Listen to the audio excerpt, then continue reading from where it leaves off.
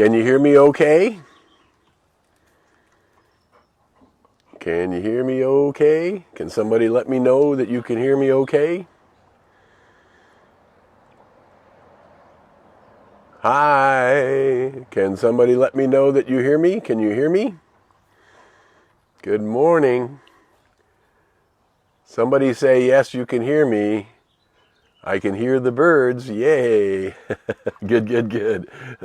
Aloha from Hawaii. All right. Let me know where you're from so I can say hi. I see Palm Springs is in the house. Hollywood is in the house. Honolulu is in the house. So good to see everybody. Good morning. About a minute to go. Here we go. I'm patting Casper right below me. I'm going to have to pick him up. Here we go. Welcome. Glad to see you this morning. Welcome from California, somewhere. Cali. We got lots of Cali. From North Carolina is in the house. How wonderful. Good morning. Nice to see you. Kansas City is in the house. Sherwood Forest is in the house. And Robin Hood, I hope, is on the way. Here we go. All righty. According to the world, we're almost there. I'm going to pick the Casper man up. Oh boy, he's so big. Okay.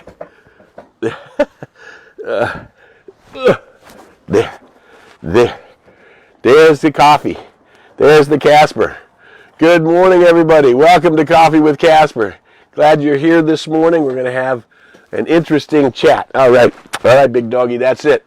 Everybody says show Casper more. It's hard to do. All right. Well, I'll tell you what, everybody, as we get going here this morning, let's everybody take a deep breath.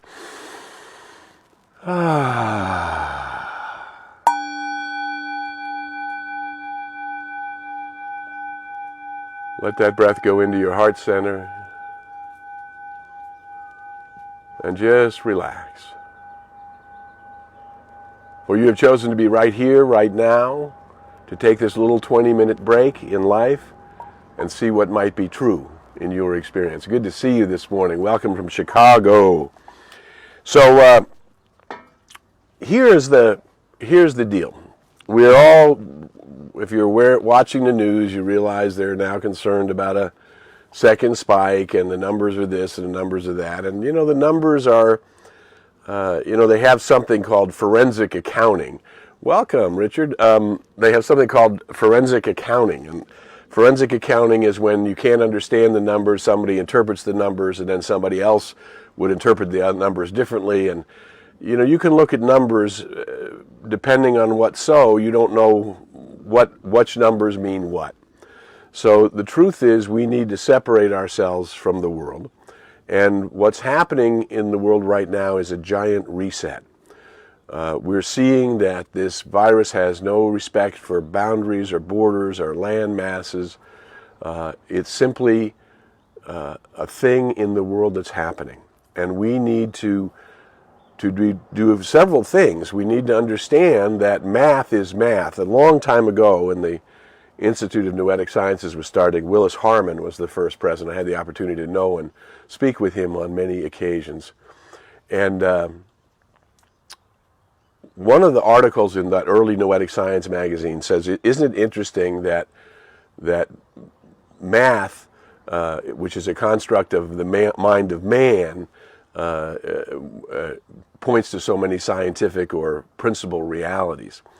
Well, of course, the reality is that the ultimate intelligence, the field of intelligence in which we are immersed, and it obviously is an intelligent field. We could call it energy, you could call it life, you could call it God, you could call it spirit, you could call it mind. But intelligence is everywhere present.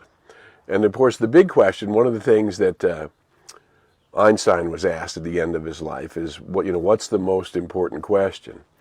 And the answer to that question was, is the universe friendly?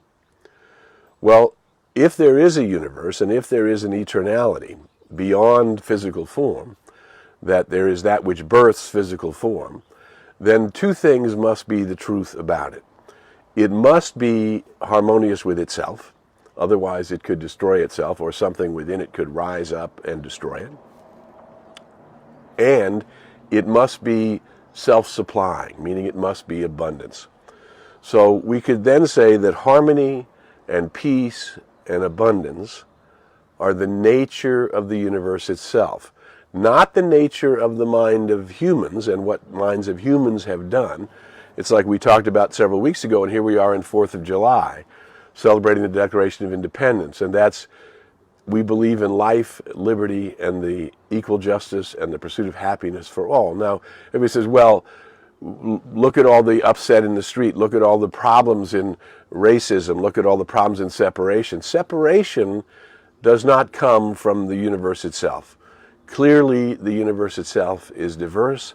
Clearly, the universe itself loves diversity, because diversity creates the pictures in life, creates the colors and the beauty. And a garden that was only one color wouldn't be very attractive. Notice where we went from black and white television to color television because we like the colors of the universe. And the colors of the universe are coexistent with the universe.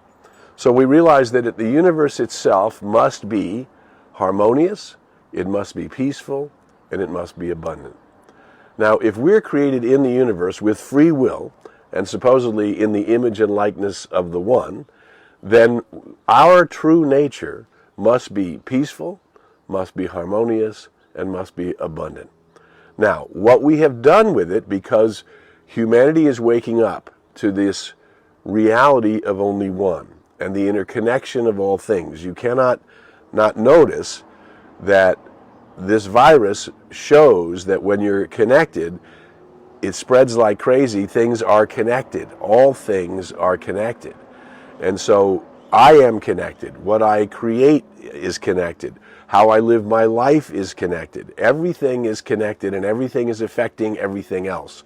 There's no such thing as a disconnected anything. So what the world is learning is something that some of us, as light workers in the world, as awakening souls in the world, have learned for some time, or have known for some time, and that is that there's only one thing.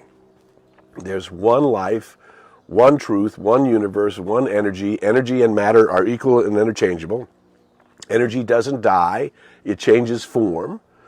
So what we look at in the newspaper is what human consciousness has created, not what is true about the universe itself.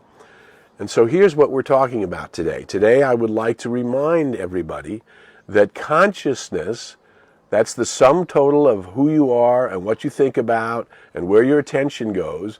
Consciousness creates experience. Consciousness creates experience. So the sum total of everything I think, say, do, and feel is creating the sum total of my consciousness, which the law of the circle, or the law of reciprocal action, or the law of reflection, it's all the same law. That which I think about comes about.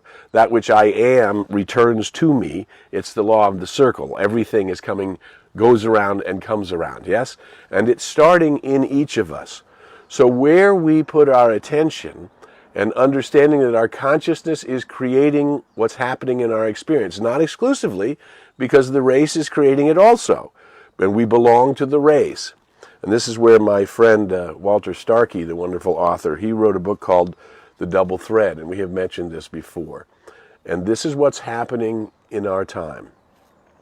The vast majority of the world, percentage-wise, we're guessing 97% of the world, is not aware. Now remember, when I say 3%, we're talking more than 140 million souls are what we call light workers, the people that are here on this video with us either today or during the course of the week, or when you share it with somebody. Because this belongs to all people. New Hampshire is in the house. This belongs to all people. All people are created equally. The universe must come from equality, because if something was not equal, there would be something to rise up within it which could destroy it. And the infinite is infinite. It will be around for eternity, just as you belong to the infinite, and you will be around for eternity. But you have to align with these primary, you and me, we must make the choice to align with these primary qualities, which is harmony, peace, and abundance. We must be the place where we open up to harmony and peace and abundance. And this book that Walter Starkey wrote, this concept that he wrote about, that we talked a little bit about last week, is called the double thread, meaning we have this divinity, this high self of ourselves, this soul of ourselves, this I am that I am, the one in which I live and move and have my being for beyond time, in time and beyond time, because I came from the light. I put on a coat of skins, is what it says in the Book of the Dead. I put on a coat of skins. I came from the light. I put on a coat of skins. You and I are here in a coat of skins. The coats of skins have different colors, different textures, different plumbing, different ways of existing, but it's a coat of skin, and we put it on from the light. We came from the light, we put on a coat of skins, and we shall return to the light. This I am that I am is my eternal and true nature, and it is the slice of us that is a slice of the universe. Remember we talked about a holographic plate, that if you take what makes a hologram and you shine the laser through it, that holographic plate, it makes a 3D image. However, if I smash the plate and pick up any piece of the plate and put it in front of the light, it will make a 3D image, the same one. So you and I are a slice of the one, a holographic child or piece of or belonging to or creation of or one with the one. We are one with the one. And at our highest nature, this idea of abundance, of a natural supply, the demand being met when I need it, of synchronicities showing up to reveal answers. This is the normal state of consciousness. In our human separated self, our egoic self, we become fearful, we become separated. Arizona is in the house, welcome. We become fearful, we become separated, and we begin to chase those fearful and doubtful thoughts, what we call going down the rabbit hole. Right? We go down the rabbit hole, we read the newspaper, we're evaluating statistics from a point where we don't even understand how they were created, and instead of running our life from on high, we begin to run from our ego, our separateness, our fear of flight mode, and that's human. And what about our misbehaviors, or what about when we blow up, or our anger isn't in control? These are all things that happen in the human level. And we don't want to attack our humanness, because we're all human. Everyone is human, hence the expression, no one is perfect. Everyone in their high self is perfect. Everyone's ability to respond to the high self and to integrate the high self is happening at different levels. And many people don't even know they have a high self in which they should be integrated. It means I live and move and have my being in the presence of peace and harmony and abundance. I live and move and have my being in the presence of harmony, peace, and abundance. And that's the only way it could be. That's the only way the universe could work, because otherwise eternity would rise up against itself and at some point destroy itself, which is duality. And that duality is not the real thing. The real thing is that humanity and divinity are one thing. Right? And it's our humanness that we need to embrace, that we need to learn to love, that we need to learn to forgive, so that we can return to listening to that still small voice, which is the voice of intuition, which is this I am that I am, this high self of my being, coming into expression. And we are working on this term called embodiment. I am and you are and all people are the beloved of the Most High. They are whole, complete, and perfect. Their nature is harmony, peace, and abundance. Now, the vast majority of souls are not in that experience. And it's not because they don't deserve it, it's because they have not turned their attention to it. They haven't realized the unity of all life, the interconnection of all life. In the way that I approach this high self, this embrace of this I am that I am, is very simple. Step one is this energy, this spirit, this life, this God is the only thing there is. It's the beginning and it's the end. It's the Alpha and the Omega, and it's everything in between. Yes? And when we begin to know this, we begin to know there is one power, and that power is perfect. That power is the perfect life, and it doesn't matter what you call it. It is the perfect life of this perfect intelligence, of the very nature of my being, the very thing that beats my heart. Yeah? The very thing that beats my heart. Now that's the key here. When we begin to live in constant communion with this thing, this I am that I am, to constantly commune with this presence that is within and around us. We're born to have fun living, to constantly commune with the presence that is within and around us. Now you would be, if you were in peace and harmony and abundance, you would have no reason for friction. You would have no reason for upsetness. Yes? So it's in our humanness that we separate, we forget, and this call is to come back to it. Is the universe friendly? The answer is yes. But you must begin to draw on that high self of yourself in order to discover that the universe is friendly, that it brings forth blessings and abundance and peace and synchronicities and harmonies in extraordinary and amazing ways.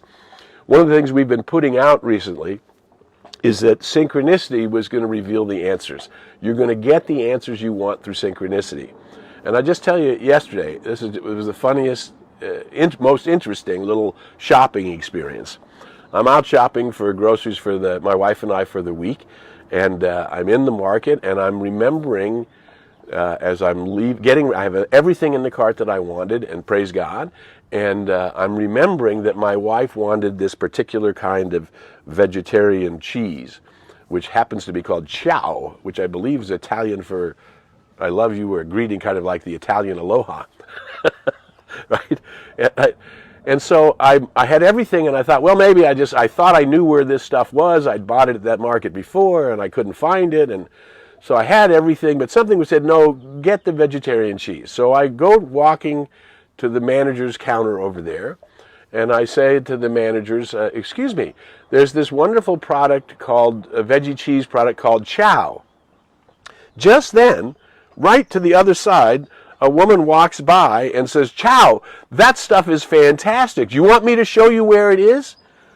I hadn't even had time to ask the managers to tell me where it was before this person, supposedly out of the blue, this is disconnected. We see no apparent relationship, but there is.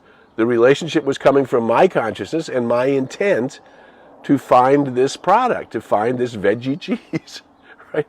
And then a person completely unknown to me walks me all the way around to it and picks it right off the shelf and says, look at that, it's on sale. Now I said, well, thank you and bless you to her. And she said, well, just count on a vegan for these kind of things. Well, okay, but I simply had an intent to find it, and this synchronicity revealed itself to me, right? And so that's what's going to happen if we will rise up, not if we stay in our fear, not if we stay in our anger, not if we stay in our doubt, right? And we need to rise up to this place where these synchronicities fall together. And now going back to this thing about human construct of math, Spirit, this intelligent field, created all math. All things work. That's why mathematical formulas help create substance in the world, right? All things have a science to them, a math to them, an understanding to them, and we understand them at the level that we understand them, and then we get deeper understanding and we know more. Yes? So we're as this particular virus is hitting the world, we don't have a great understanding yet, and we keep exploring and we're learning more and more and more. But this virus is happening at the physical level. If we want to be free to come into this place of abundance, of harmony, and of peace, which is the nature of the cosmos itself, we have to start practicing reaching up to this abundance, to this peace. We have to stop condemning our humanity and condemning our mistakes. We have to forgive ourselves, cancel the expectations that we could have done anything other than what we've done up to this point. And then we move forward, deciding what it is we want to be. And again, we talk about how important that is. What do you want to be as we come out of this? What do you want to be in terms of your lifestyle when you're free to contact your friends, when you're free to interact completely, when the masks are gone and we're in another place? How do you want to be in the world? And are you thinking and visualizing yourself and asking, using your creative imagination, which is a way of drawing into this infinite field, to bring forth these qualities that you would like to be? More love, more compassion, more present, more understanding, letting go of all things that separate, and really honoring each and every soul, allowing past ideas of discrimination and separation to fall away, to begin to honor the beauty and the wonder and the joy of each and every soul, no matter what coat of skins they put on, no matter what they've done so far with their coat of skins, because each one must discover their own liberty, and each one must rise up according to their own consciousness in their own particular way. So no particular religion is right, no particular, if it's working for you, then it's right. If it's working, if it's causing you to be more loving, more joyful, more present, more aware, then your approach is right. We are simply talking about how you can practice rising up, how you can practice being more present, how you can practice bringing forth this law of divine protection, this law of radiant, vibrant, dynamic health, all coming from the pattern of perfection from which you were born. But you will have to let go of all things that separated you from it. Your belief in limitation, your practice of fear and doubt, your angers and resentments, yours or mine or whoever, it doesn't matter. The universe works by a principle, just like all things have a math to them, all things have a principle to them, and all things are working from the one principle that brings forth more life. And so are you practicing bringing forth more life? Good and more good is mine. Everywhere I go, I see this good, I feel this good. It crowds itself against me, flows through me, multiplies itself around me. Am I the place that is practicing this good? Yes? And what we see is it's available to us. And what we see is we can turn to it. And so in this time, this is the time to rise up, to choose your peace, to choose abundance, to choose harmony. Harmony and peace and abundance, they're yours by divine right. Practice bringing it forth. Practice opening your eyes to the synchronicities being revealed. Practice this revelation of a deeper love and a deeper joy. Who you are is a light worker in the world because we're vibrating here together. We are birds of together, flocking together, bringing forth more light. I love you. I bless you. I celebrate your peace, your harmony, and your abundance, and your new call to bring this in and love all aspects of your being as you grow forward. It's my honor and privilege to be with you. Casper and Mountain are here to the side. Every day is the best day ever. Choose it. Live it. I'll see you next week on Coffee with Casper. Share this wherever it does some good. I love you. I bless you. Big hugs, and bye for now.